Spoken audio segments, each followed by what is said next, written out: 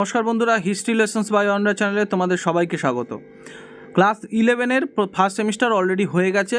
Class 11-এর second সেমিস্টারের exam pattern অর্থাৎ question কীরকম কী আসবে না আসবে অর্থাৎ কোশ্চেন প্যাটার্ন বা নাম্বার ডিভিশন এইগুলো সম্পর্কে তোমাদেরকে তোমরা হয়তো এইটা নিয়ে অনেকে চিন্তিত আছো যে কীরকম কী থাকবে। যেহেতু তোমাদের আগের পরীক্ষাটা এমসিকিউতে হয়েছিল, তোমরা সবাই জানো যে এবারের পরীক্ষাটা কিন্তু ডেসক্রিপটিভ থাকবে এবং এই ডেসক্রিপটিভ পরীক্ষায় কীরকম কী কোয়েশ্চেন থাকছে বা কোয়েশ্চেনের প্যাটার্ন বা কোয়েশ্চেনের নাম্বার কত কী থাকছে, অর থাকছে কি না থাকছে, পুরো আজকের এই ভিডিওটায় আমরা আলোচনা করব। সুতরাং ভিডিওটা শেষ পর্যন্ত সবাই দেখবে। অবশ্যই যারা 11-এর ক্যান্ডিডেট আছো আর যারা উচ্চ মাধ্যমিকের আছো তাদেরও জানাচ্ছি, তাদের জন্য কিন্তু আমরা খুব শীঘ্রই সাজেশান হিসাবে নিয়ে আসবো আমাদের প্রত্যেকটা সাবজেক্ট ওয়াইজ আলাদা আলাদা করে।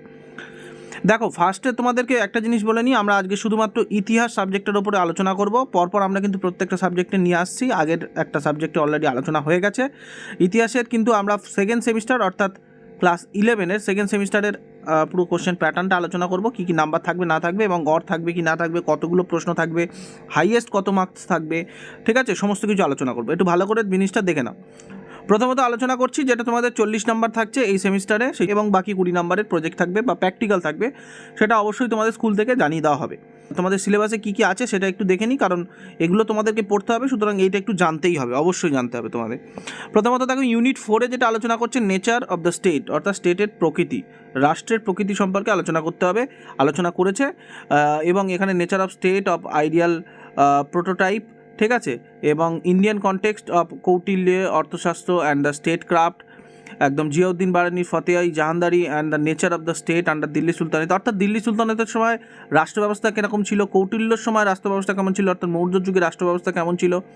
এছাড়া ইউরোপিয়ান কনটেক্সটে যদি দেখা যায় তাহলে গ্রিক দ্য রোমান ওয়ার্ল্ডের সময় রাষ্ট্র ব্যবস্থা কেমন ছিল,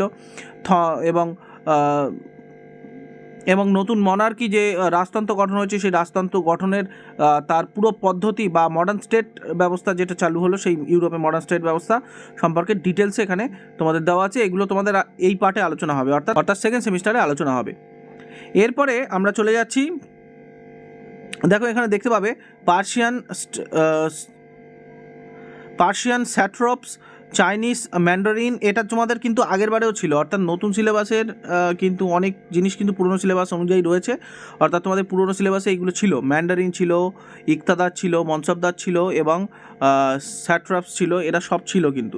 সুতরাং এইগুলো তোমাদের পড়তে আশা করি কোনো অসুবিধা হবে না, কিন্তু এবারের একটু নাম্বার ডিভিশন বা পরীক্ষার প্যাটার্নটা একটু অন্যরকম হয়েছে। সুতরাং আমরা পরের পার্টটা দেখে নেব। ইউনিট 5-এ কী কী থাকছে, ইউনিট 5-এ মোটামুটি ক্রুসেড থাকছে, চেঞ্জ দ্য কালচারাল ট্র্যাডিশন থাকছে, to approach the history of culture, অর্থাৎ মানে সংস্কৃতি সম্পর্কে আলোচনা হবে, চেঞ্জিং দ্য ট্র্যাডিশন অর্থাৎ ঐতিহ্যের যে পরিবর্তন সেইগুলো সম্পর্কে আলোচনা হবে এই পার্টটাতে, এবং architecture the period, painting, art, সেই সময়কার অর্থাৎ যে ক্রুসেডের সময় যে পেন্টিং, আর্ট, আর্কিটেকচার এইগুলোর ওপরে, রেনেসা পিরিয়ড এবং debate on the Renaissance, positive and negative impact, সেটা আমাদের ভারতীয় কনটেক্সটে হোক বা ইউরোপিয়ান কনটেক্সটে হোক, সমস্ত কিছু আলোচনা হবে।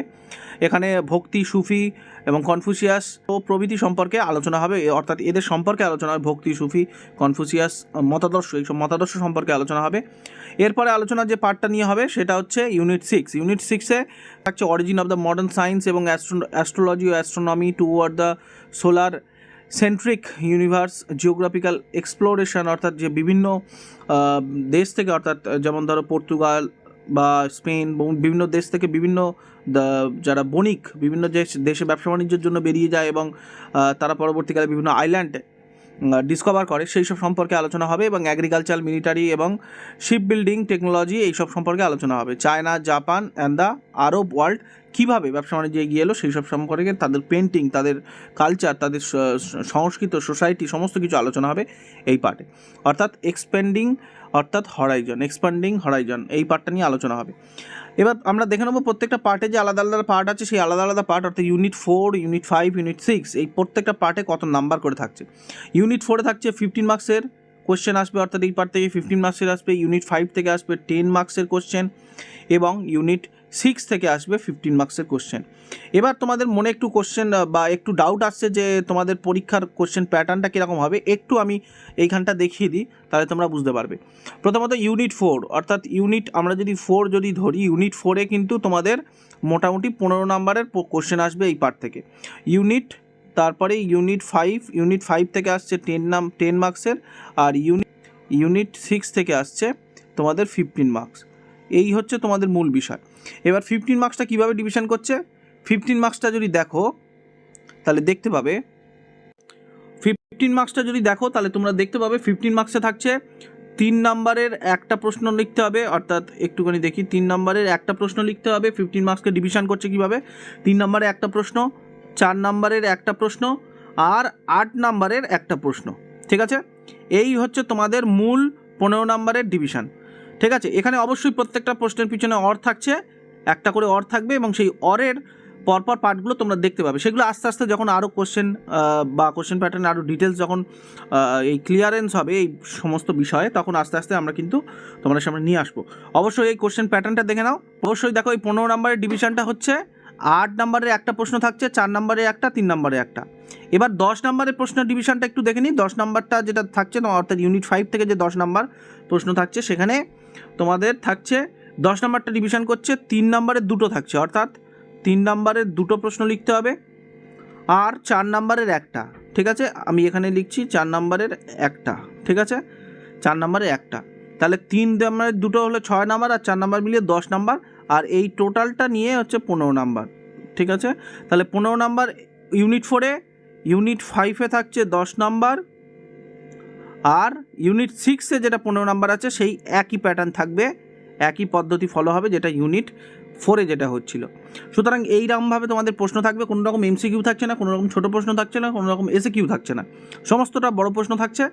এই প্রশ্নগুলোর প্রত্যেকটা, এবারে তোমাদের ইম্পর্টেন্ট জিনিস যেটা হবে সেটা হচ্ছে এখানকার বড় প্রশ্ন কোনগুলো আসবে, কোনগুলো ইম্পর্টেন্ট এবছরের জন্য বা তোমাদের এই যেহেতু সেকেন্ড সেমিস্টারের জন্য, সেগুলো জানার জন্য অবশ্যই যারা নতুন দর্শক বন্ধু দেখছো তাদেরকে বলছি যে আমাদের চ্যানেল অবশ্যই সাবস্ক্রাইব করে নাও, হিস্ট্রি লেসন্স বাই অয়ন, এবং পাশে বেল আইকন ক্লিক করে অল নোটিফিকেশন অন করে দাও, কারণ আমাদের চ্যানেলে কিন্তু এই বড় প্রশ্নের জন্যই গুরুত্বপূর্ণ সাজেশন পরপর আসবে। এবং এই বড় প্রশ্ন তোমাদেরকে প্রচুর পড়তে হবে, যেহেতু সেমিস্টার করে ভাগ করে দিচ্ছে, মানে তোমাদের প্রত্যেকটা সিলেবাসটা অনেক বেশি লেন্দি হয়ে যাচ্ছে, এবং সেখানে এতগুলো চ্যাপ্টার, একটা চ্যাপ্টার থেকে এতগুলো প্রশ্ন আসবে বড় প্রশ্ন, সেই বড় প্রশ্ন পড়া কিন্তু তোমাদের জন্য খুব মুশকিল হবে, কারণ সময়টা খুব কম। সেহেতু তোমাদেরকে অবশ্যই কিন্তু সাজেস্টিভ পড়তে হবে, এবং সেই সাজেশান জানার জন্য অবশ্যই আমাদের চ্যানেল সাবস্ক্রাইব করতে হবে। আমরা কিন্তু প্রত্যেকটা ভিডিও সাজেশান হিসাবে আনবো ক্লাস 11-এর সেকেন্ড সেমিস্টারের জন্য। ঠিক আছে, অবশ্যই কিন্তু তোমরা সেই ভিডিওগুলো দেখবে এবং সাপোর্ট করবে। এছাড়াও কিন্তু আমরা শুধু ইতিহাসের নয়, আমরা প্রত্যেকটা সাবজেক্টে নিয়ে আসবো। যারা পুরনো দর্শক বন্ধু জানো, তারা অবশ্যই কিন্তু সেই সাজেশান পিডিএফ পেতে চাইলে টেলিগ্রাম চ্যানেলে জয়েন করার পদ্ধতি তারা জানে। যারা নতুন দর্শক বন্ধু আছো তাদেরকে বলে দিই, তারা অবশ্যই কিন্তু চ্যানেলের এই যে প্রত্যেকটা ভিডিও আসবে, সেই ভিডিওর কিন্তু ডেসক্রিপশন বক্সে আমরা টেলিগ্রাম চ্যানেলের লিঙ্ক প্রোভাইড করে দেবো। তাহলে তোমরা যদি জয়েন করো, তাহলে সেখান থেকে কিন্তু তোমরা প্রত্যেকটা ভিডিও আপডেট পেতে পারবে, এবং শুধু ভিডিও আপডেট না, তার সাথে সাথে সাজেশানের পিডিএফও পেতে পারবে ফ্রিতে। ঠিক আছে, সুতরাং অবশ্যই চ্যানেল সাবস্ক্রাইব করে পাশে বেল আইকন ক্লিক করে দাও। আজকের ভিডিওটা এই পর্যন্ত, আর সবাইকে রিকোয়েস্ট করছি যে পরপর প্রত্যেকটা ভিডিওগুলো অবশ্যই দেখবে, এবং ভিডিও ভালো লাগলে অবশ্যই লাইক করবে। Thanks for watching. দেখা হচ্ছে নতুন কোনো ভিডিওতে।